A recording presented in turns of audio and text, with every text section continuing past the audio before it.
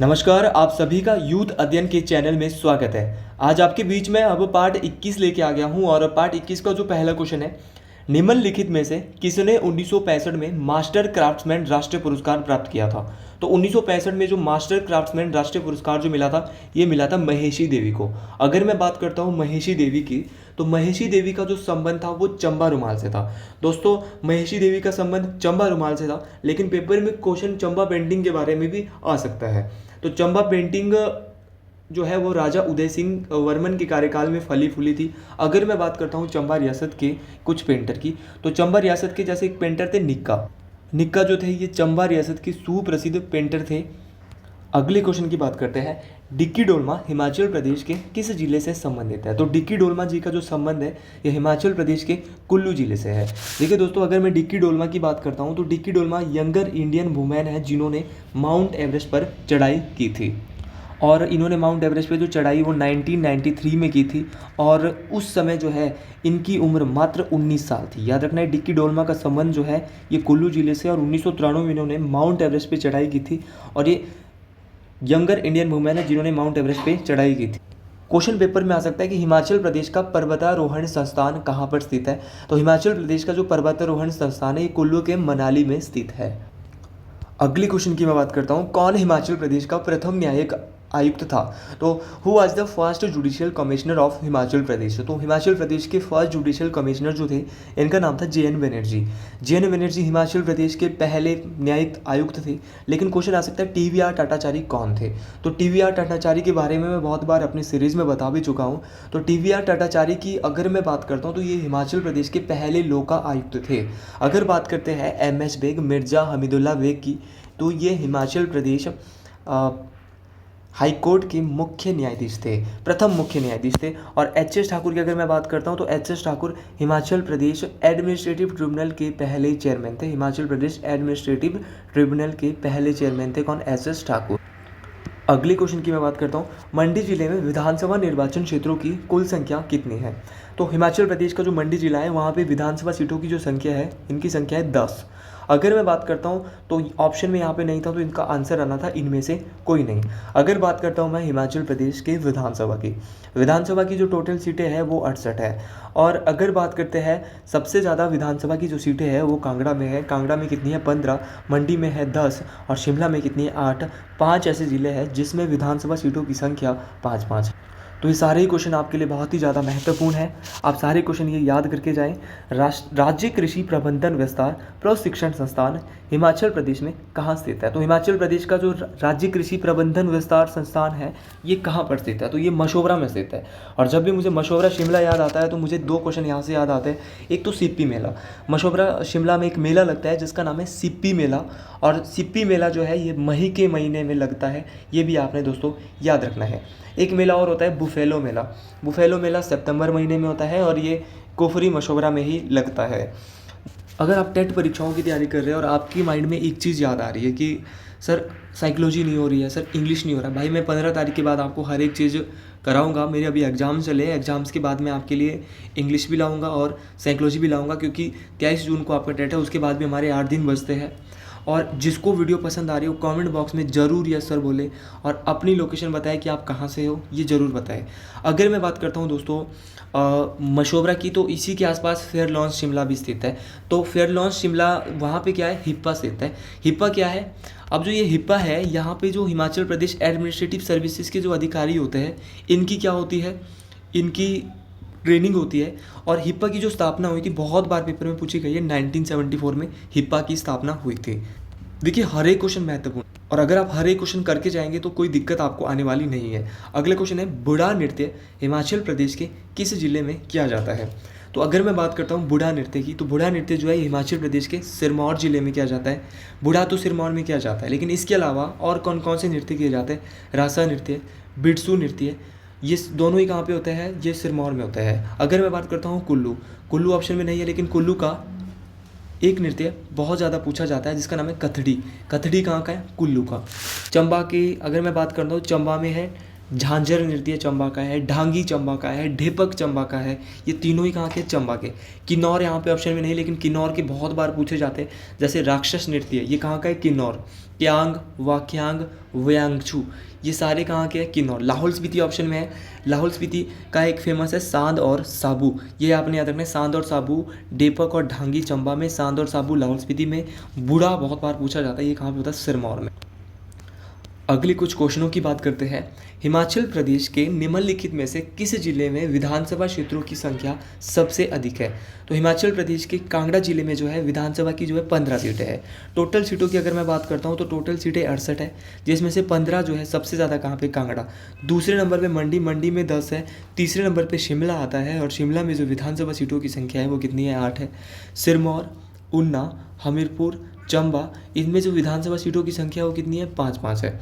अगर मैं बात करता हूँ बिलासपुर और कुल्लू की, यहाँ पे विधानसभा सीटों की संख्या 4-4 है, और लाहौल स्पीति और किन्नौर में विधानसभा सीटों की संख्या 1-1 है। अगली क्वेश्चन की मैं बात करता हूँ। फुलेश त्यौहार किस घाटी में मनाया जाता है? तो हिमाचल प्रदेश की किस घाटी में फुलेश त्यौहार मनाया जाता है? क्वेश्चन ये बोल रहे हैं। अगर मैं फुलेश त्यौहार की बात करता हूँ तो फुलेश त्यौहार जो है ये कहाँ मनाया जाता है? तो फुलेश त्यौहार जो है ये हिमाचल प्रदेश के किन्नौर में मनाया जाता है, लेकिन किन्नौर में कहाँ पे?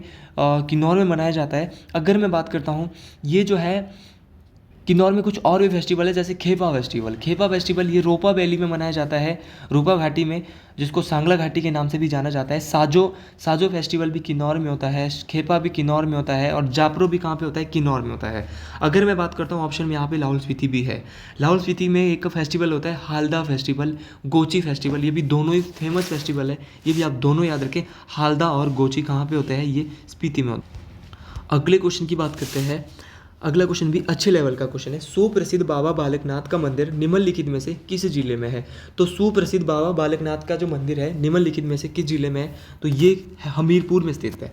बाबा बालकनाथ जी का मंदिर हमीरपुर में है, और बाबा बालकनाथ जी का कॉलेज, डिग्री कॉलेज भी कहाँ पे है? ये भी हमीरपुर में स्थित है, चकमो नामक स्थान में स्थित है।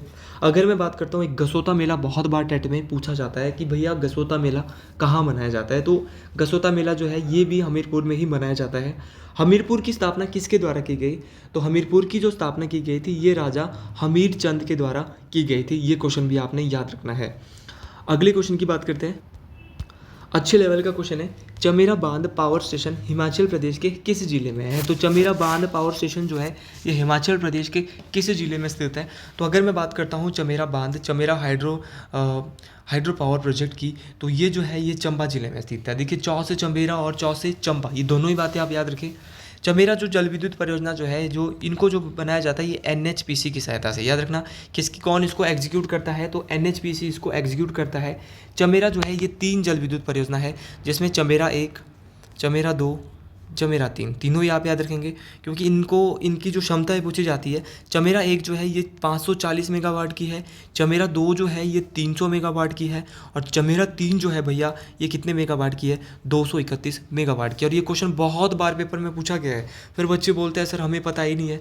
और चमेरा जो जल विद्युत परियोजना है ये रावी नदी पर स्थित है। कौन सी नदी पर स्थित है? रावी नदी पर स्थित है। और अगर मैं चंबा की ही बात करता हूँ, क्योंकि चंबा में चमेरा जल विद्युत परियोजना तो है, लेकिन अगर मैं और चंबा की बात करता हूँ तो चंबा में एक भूरी सिंह म्यूजियम है। भूरी सिंह म्यूजियम भी चंबा में है, और इसको 1908 में राजा भूरी सिंह के द्वारा बनाया गया था। अब HP GK के बाद हम रुक करते हैं अब अपने इंडिया GK का। तो क्योंकि हमारा जो टेट की सीरीज़ है, हमारा जो टारगेट है भाई, टारगेट ये है कि मैक्सिमम क्वेश्चन हमारे यहीं से बनने हैं। हुमायूं की जीवनी किसके द्वारा लिखी गई थी? तो हुमायूं की जीवनी की अगर मैं बात करता हूँ तो हुमायूं की जो बायोग्राफी है इसको लिखा था गुलवदन बेगम। देखिए दोस्तों, हुमायूं के बारे में कुछ बात कर ही लेते हैं। हुमायूं ने जो है एक युद्ध लड़ा था, कन्नौज का युद्ध। और कन्नौज का युद्ध जो हुआ था ये कब हुआ था? 1540। याद रखेंगे दोस्तों, कन्नौज का युद्ध हुआ था 1540। किसके साथ हुआ था? शेरशाह सूरी। और शेरशाह सूरी ने जो है ये जीत हासिल की थी कन्नौज के युद्ध में, और हराया था किसको? हुमायूं को। अगर मैं बात करता हूँ, हुमायूं को जो है परफेक्ट मैन के नाम से भी जाना जाता है। तो किस मुगल शासक को परफेक्ट मैन के नाम से जाना जाता था? तो इनका नाम था हुमायूं। देखिए दोस्तों, अगर मैं बात करता हूँ कुछ मुग़ल शासकों की, या बात करता हूँ कि भारत में मुग़ल वंश की जो नींव है वो किसके द्वारा रखी गई थी, तो भारत में एक युद्ध होता है पानीपत का पहला युद्ध। और पानीपत का जो पहला युद्ध हुआ दोस्तों वो हुआ था 1526 में पानीपत का पहला युद्ध हुआ था। दोस्तों पानीपत के पहले युद्ध में बाबर ने जो है लोधी वंश के अंतिम शासक इब्राहिम लोधी को हराया था और भारत में मुगल सल्तनत की नींव रखी थी। अगले क्वेश्चन की बात करते हैं, किसने कांचीपुरम में प्रसिद्ध बैकुंठ पेरुमल मंदिर बनवाया था। अगर ऐसे क्वेश्चन पेपर में आते हैं तो भैया तबीयत तो खराब हो जाती है।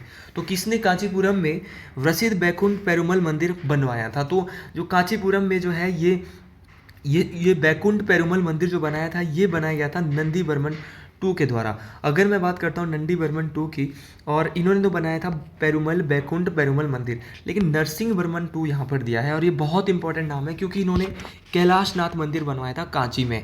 तो कैलाशनाथ मंदिर बनवाया था नरसिंह वर्मन टू ने, आप याद रखेंगे। और नरसिंह वर्मन टू जो है ये पल्लव डेंसिटी के राजा थे, ये भी आप याद रखेंगे।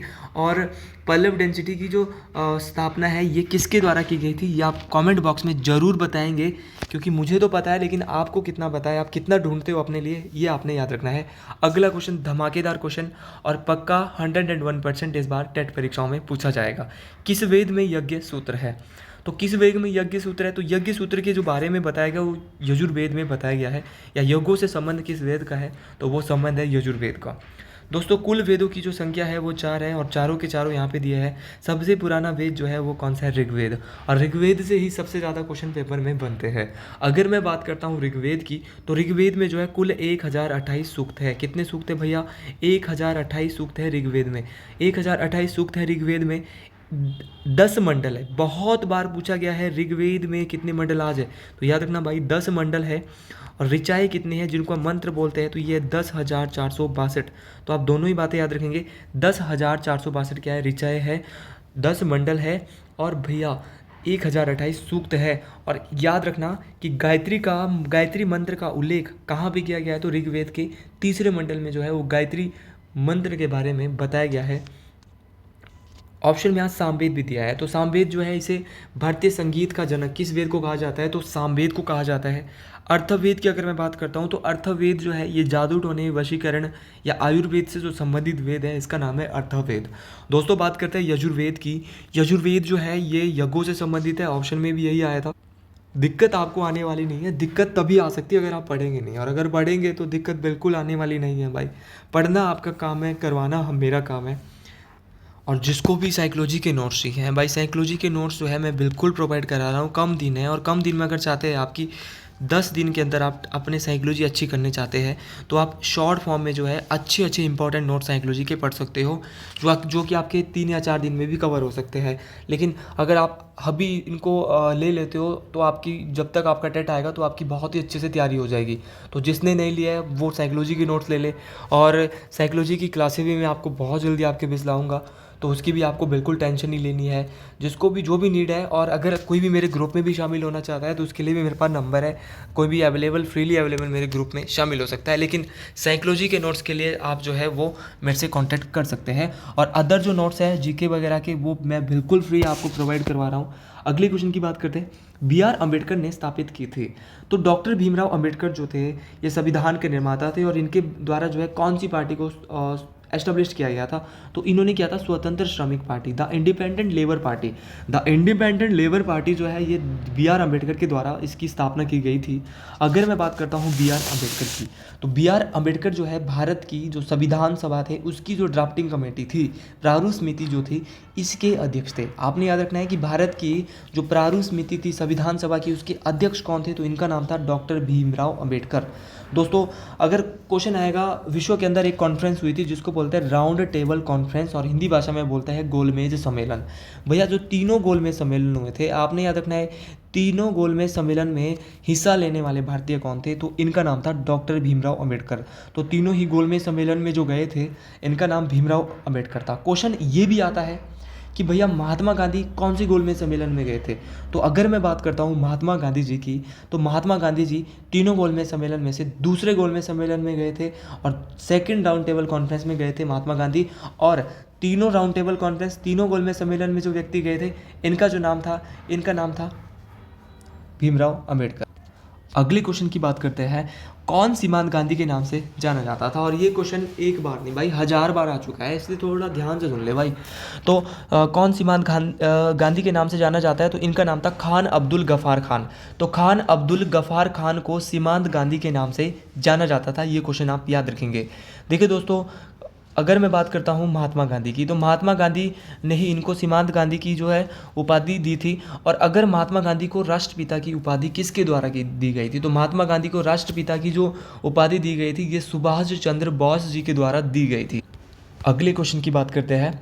निम्नलिखित में से किस अधिकार से मौलिक अधिकारों को भारतीय संविधान में सुनिश्चित किया गया? तो किस अधिकार में, किस राइट में जो है, किस फंडामेंटल राइट्स में जो है इसको इंश्योर किया गया है, ये आपने यहाँ पे बताना है। तो किस अधिकार में मौलिक अधिकारों को भारतीय संविधान में सुनिश्चित किया गया है? मान लो कि आपके मौलिक अधिकारों का हनन होता है, तो अगर आपके मौलिक अधिकारों का हनन होता है तो ये कहाँ पे आपको बताया गया कि आप उसके खिलाफ आवाज़ उठा सकते हैं? तो ये क्या है? संवैधानिक उपचारों के अधिकार, right to constitutional remedies. Right to constitutional remedies की अगर मैं बात करता हूँ तो ये जो है आर्टिकल 32 में इनका जिक्र होता है। और डॉक्टर भीमराव अंबेडकर ने संवैधानिक उपचारों के अधिकार को संविधानों के हृदय और आत्मा भी कहा है। ये भी क्वेश्चन आप याद रखेंगे, बहुत इंपॉर्टेंट है, धमाकेदार है। ये तो कुछ बात थी जो अगर आपके मौलिक अधिकारों का हनन होता है तो आप सुप्रीम कोर्ट में जा सकते हैं, हाई कोर्ट में जा सकते हैं। सुप्रीम कोर्ट में जो है आप रिट, तो 5 प्रकार की रिट बताई गई है। ये 5 प्रकार की रिट कौन कौन सी है? अगर मैं 5 प्रकार की रिट की बात करता हूँ कि अगर आपके मौलिक अधिकारों का, फंडामेंटल राइट्स का आपका हनन होता है तो आप 5 प्रकार की रिटें लगा सकते हैं। ये रिट है हैबियस कॉर्पस, नंबर 2 है मैंडामस, नंबर 3 है प्रोहिबिशन, सेरिटरी और क्यू वारंटो। तो ये 5 प्रकार की रिट आप लगा सकते हैं। अगर क्या होता है, अगर आपके मौलिक अधिकारों का हनन होता है तो आप 5 प्रकार की रिट याद रखेंगे, हैबियस कॉर्पस, मैंडामस, प्रोहिबिशन, सेरिटरी और क्यू वारंटो। अगर मैं बात करता हूँ समानता के अधिकार की, तो समानता का जो अधिकार है ये आर्टिकल 14 से 18 बताया गया है। अगर मैं बात करता हूँ शोषण विरोधी अधिकार, तो शोषण के जो विरोधी अधिकार है, राइट अगेंस्ट एक्सप्लॉयटेशन, ये बताया गया है अनुच्छेद 24, 23 और 24 में। और अगर बात करते हैं शैक्षणिक एवं सांस्कृतिक अधिकार, तो इनकी बात की गई 29 और 30 में। एजुकेशनल एंड कल्चरल राइट जो है ये भी मौलिक अधिकारों में ही आते हैं। तो आप सारे अनुच्छेद याद रखेंगे कि कहाँ से कहाँ किसकी बात की गई। 14 से 18 इसकी बात की गई है, शोषण के विरुद्ध अधिकार 23 से 24, और शैक्षणिक और सांस्कृतिक अधिकार की जो बात की गई है ये की गई है 29 और 30 में। तो कुछ ऐसे ही क्वेश्चन पेपर में अगर आएंगे तो आपको दिक्कत नहीं होनी चाहिए भाई। मैं हर लेवल को आपको टेट के लिए तैयारी करवा रहा हूँ। राज्यसभा द्वारा महासचिव की सहायता से प्राप्त की जाती है, जिसका रैंक समकक्ष होता है। तो राज्यसभा के जो महासचिव होते हैं उनकी जो सहायता है वो किसके द्वारा, और उनका रैंक जो है किसके बराबर होता है? तो देखिए, इनका जो रैंक होता है, जो राज्यसभा के जो सेक्रेटरी होते हैं, इनका जो रैंक होता है वो भारत सरकार के जो कैबिनेट सचिव होते हैं ना, इनके बराबर होता है। अगर मैं बात करता हूँ राज्यसभा की, तो राज्यसभा के जो सभापति होता है, बहुत बार टेट में ये क्वेश्चन पूछा गया है कि राज्यसभा के सभापति कौन है। तो राज्यसभा की जो सभापति है ये होता है उपराष्ट्रपति, और भारत की जो उपराष्ट्रपति वर्तमान में है इनका नाम है जगदीप धनखड़।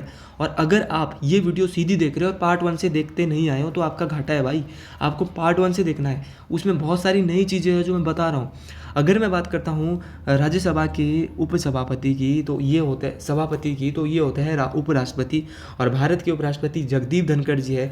वरीयता क्रम में देखिए, रैंकिंग की अगर मैं बात करता हूँ, यहाँ रैंक की ही बात हुई है कि राज्यसभा के महासचिव के बराबर होता है भारत सरकार के कैबिनेट सचिव। लेकिन अगर क्वेश्चन पेपर में आएगा कि पहले नंबर पर वरीयता क्रम पे कौन होता है, तो पहले पे होता है राष्ट्रपति, दूसरे नंबर पे होता है उपराष्ट्रपति, तीसरे नंबर पे होता है प्रधानमंत्री। तो 1, 2, 3 तो आपको याद वरीयता क्रम वाले रखने ही रखने हैं। और अभी नया केंद्रीय मंत्रिमंडल बन रहा है, तो इससे रिलेटेड भी हम नई चीज़ें ला रहे हैं। और नए जो मेरे भाई यूट्यूबर जो है उनके लिए भी यही सलाह है कि वो अपना बेस्ट दे, अच्छा करे, तभी आप लोग भी आगे आ जाएंगे। देखिए, दूसरों से कंपटीशन नहीं, अपने से कंपटीशन जो आपको रखना है, तभी आप आगे आ सकते हैं। हम जो है अभी खुद भी बहुत ही छोटे लेवल पे काम कर रहे हैं। अगले क्वेश्चन की बात करते हैं, कौन सा पहाड़ एशिया को यूरोप से अलग करता है? तो कौन सा पहाड़ अभी जो है वो एशिया को यूरोप से अलग करता है? तो एशिया को जो यूरोप से अलग करता है वो यूराल पर्वत। और दोस्तों, मैं आपको यहाँ से एक चीज़ बता रहा हूँ, ये क्वेश्चन 1000 बार जो है पेपरों में पूछा जा चुका है, और टेट परीक्षाओं में फिर इस बार पूछा जाएगा। दिसंबर में पहले पूछा है और इस बार भी पूरे चांसेस है किसी टेट में। तो एशिया को यूरोप से अलग करने वाला जो पहाड़ है इसका नाम है यूराल पर्वत। देखिए, एक चीज़ हम यहाँ से डिस्कस नहीं करते। आल्प्स माउंटेन यहाँ पे दिया है, तो आल्प्स माउंटेन जो है ये कहाँ पे है पूछा जाएगा, तो ये यूरोप में है। अगर बात करते हैं रॉकी माउंटेन्स, तो रॉकी माउंटेन्स जो ये नॉर्थ अमेरिका कॉन्टिनेंट में स्थित है।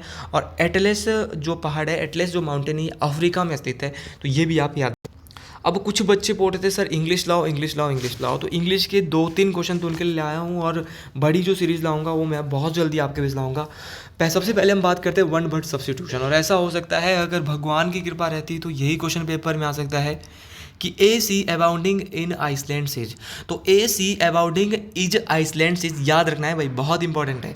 ए सी अबाउंडिंग इन आइसलैंड सीज, तो इसका जो राइट आंसर आएगा वो आएगा आर्किपियोलॉजी। तो आर्किपियोलॉजी जो इसका राइट आंसर आएगा। अगला क्वेश्चन जो था ये था a fed up dash this type of behaviour. I am fed up this type of behaviour, तो इसका जो राइट आंसर आएगा वो आएगा विद, इसमें आएगा भाई, ठीक है। इसमें जो है वो विद आएगा क्योंकि I am fed up with this type of the behaviour.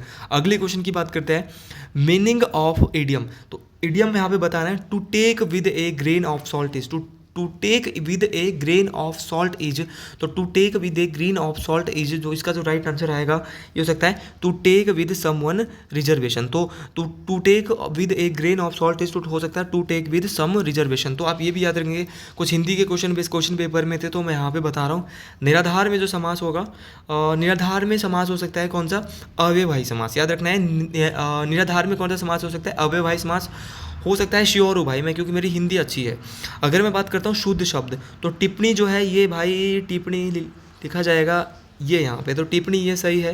कान काटना मुहावरे काटते हैं, कुछ बच्चों के एलटी का भी हो सकता है, तो हो सकता है कि उनको ये 1-2 क्वेश्चन यहाँ से मिल जाए।